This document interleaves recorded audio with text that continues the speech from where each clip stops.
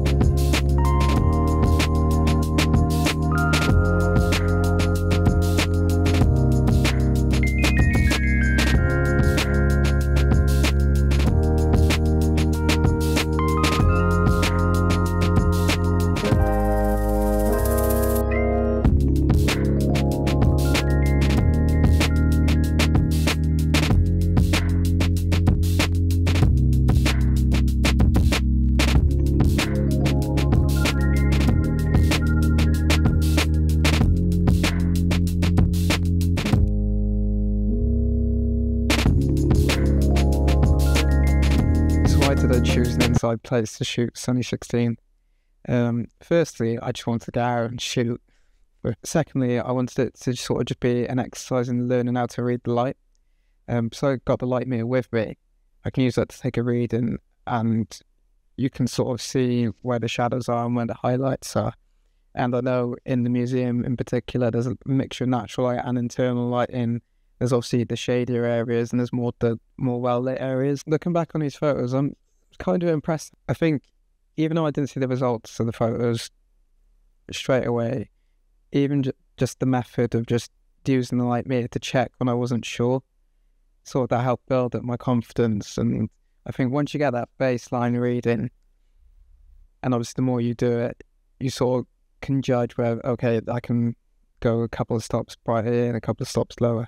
Obviously, I think outside is easier on a regular in middle of the day sort of condition, because if it's cloudy then you just go off the Sunny 16 rule. Inside is trickier because sometimes the light might actually be darker than you expect because obviously your eye adjusts to it. So having that baseline for the light meter, it just helps a lot. So this is how I applied the Sunny 16 rule to an inside situation and how I kept the depth of field. So basically Sunny 16 works by setting your shutter speed relative to your ISO and then adjusting the aperture to the corresponding lighting situation. So by doing this, when you're in darker situations, you end up with a shallow depth of field. But sometimes you don't want this, especially when shooting street or trying to capture an interior. So what I did was use Sunny 16 as a starting point, but then adjust my shutter speed instead of the aperture. I was shooting 800 ISO film and actually set my shutter speed not to 1/1000th of a second or 1/500th of a second, but to 1/125th of a second. And then to give me a bit more light if I needed it, I adjusted the aperture to about f5.6 or f8, or even wider if I needed. So it's the same principle of moving a few stops to counterbalance a darker situation. I'm just coming at it from a different angle. And any time I wasn't sure, I just used my light meter. And then the more you practice this idea, the better your judgment gets. If you like what you're seeing, don't forget to like and subscribe. And if you like some of the photos on this channel, then you can buy prints from the darkroom. If you're no stranger to YouTube, you've probably already seen this, but I'll be updating the collection regularly with images that I've taken on this channel and constantly rotating, so there's something fresh for you guys to take a look at and maybe buy. Or if you prefer something handmade, how about check out my Etsy store? That is linked to my design business, but sometimes my photography work creeps over and finds its way into some of my design work. On the store, you'll see risograph prints printed by myself, and both of these print shops ship globally. So no matter where you are in the world, we'll be able to find you and reach you. If you want to show support for your channel, this is the best way to do so. So if there's something that sounds like you fancy taking a look at, I'll post links down below. Thanks. I didn't finish the roll here, so I decided to head out on a walk. I think it was a couple of days later, but this is where my camera decided to play up again. It jammed, and I know why it's been jamming up. It turns out I hadn't been loading the film quite properly. I think you got to push it right into the spool, where I just sort of been put it in lightly, and then obviously as the tension gets stronger, it just jams. So I had to unload the camera and then reload it. But I didn't take note of what frame I got up to. So there was about 6 or 7 photos where it's double exposed. And this is where you see the latitude of Cinestill 800 coming into play, because by rights, these photos should have just been blown to bits, because these were both in broad daylight. And I was literally shooting a Sunny 16. And it's still sort of held up. Obviously, it's not what I wanted, but there's stuff you can sort of look at. What I did, I didn't use the TTR Sons light meter, but I used my Minolta light meter. And before I started out on the walk, I took a baseline reading in the that darkest shadow I can find, and then just the standard one in broad daylight. And so I had those 2 numbers to sort of be my reference. The weather was kind of consistent as well, so and plus I didn't have the light meter. I left it in the car and then went with the camera. So this was like proper, where I'm trying to use what I've learned now. Fast forward a week or so, and as a part of my birthday celebrations, we took a trip to Bristol and then to Bath. I decided to pack light so I can overdo it with the camera gear sometimes, and just take my Canon P, the TT Artisan light meter, and just a camera bag to carry it in, and my Yashica T4 as a backup, just in case. The first follow shot was Kent meter 400, and I was thrown in the deep end because it turns out the batteries in my light meter were dead. So I had to use Sunny 16 for the whole trip. I did use the light meter app on my phone, but I don't really like it. But it's good for getting you a ballpark figure.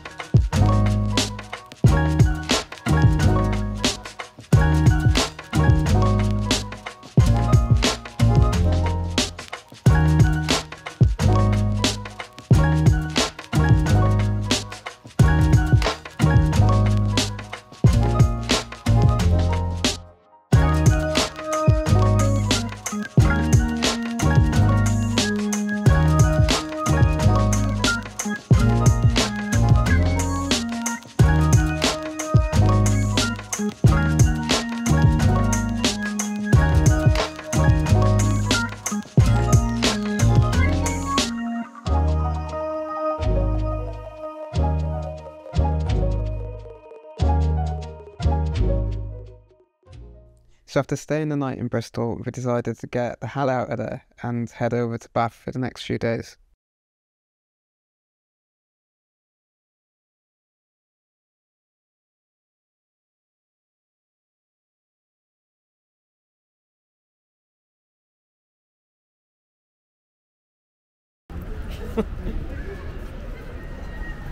What?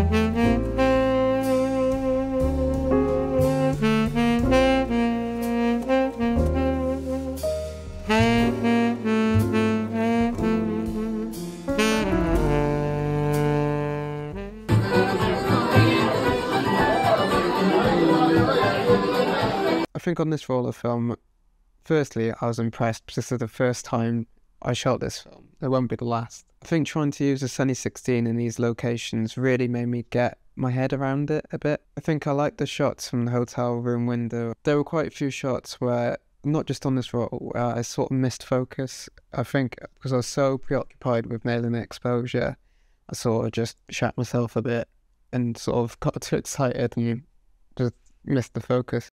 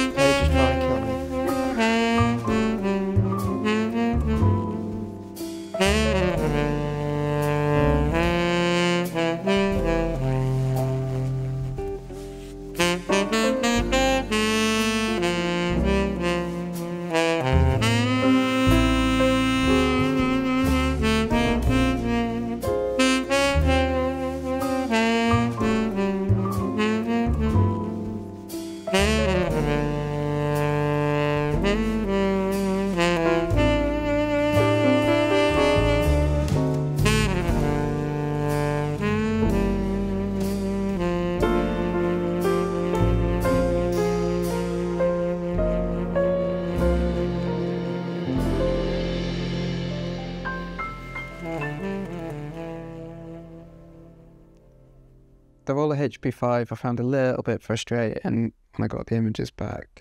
I think I got too excited. So there was quite a few images where there was like I was making mistakes, simple mistakes. But there was a couple of cool ones. And I think on that roll, so it was like right in the middle of everything, I was trying new techniques and trying stuff out. So on one side it sort of worked, but the result sort of didn't quite come up. So after rinsing black and white film, it was time for the big 500T to join the party.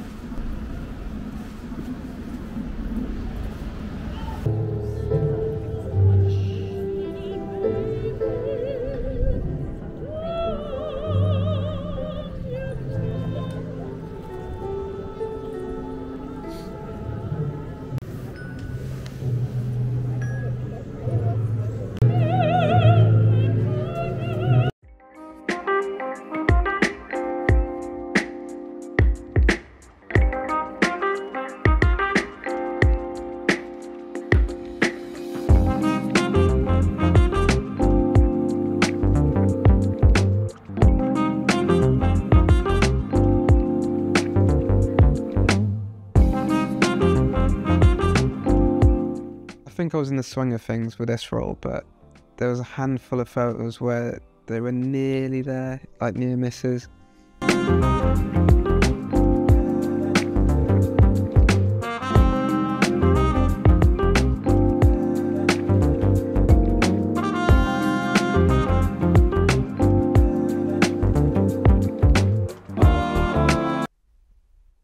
I think over the course of these 4 rolls, I think I learned a lot, and because I was just shooting it back to back, it gave me a proper chance to just hammer home Sunny 16, and it was refreshing being in new locations as well, and also having the stripped back setup, I think really helped and took it out. I mean, in the future, I do sort of have visions of myself having gone back to the 2 camera setup, maybe a 2 rangefinder camera setup, but maybe like one with colour and one with black and white, or maybe one with a 50 and one with a 90mm lens. But I'll have to perhaps get a 90mm lens and another rangefinder camera.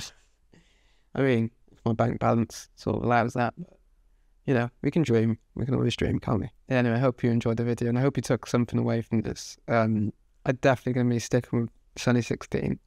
I think it's just good theory to have, and I sort of always overlooked it and thought, why would I need that when you got light meters? But I think it's just something to help. It never hurts to learn new skills, does it?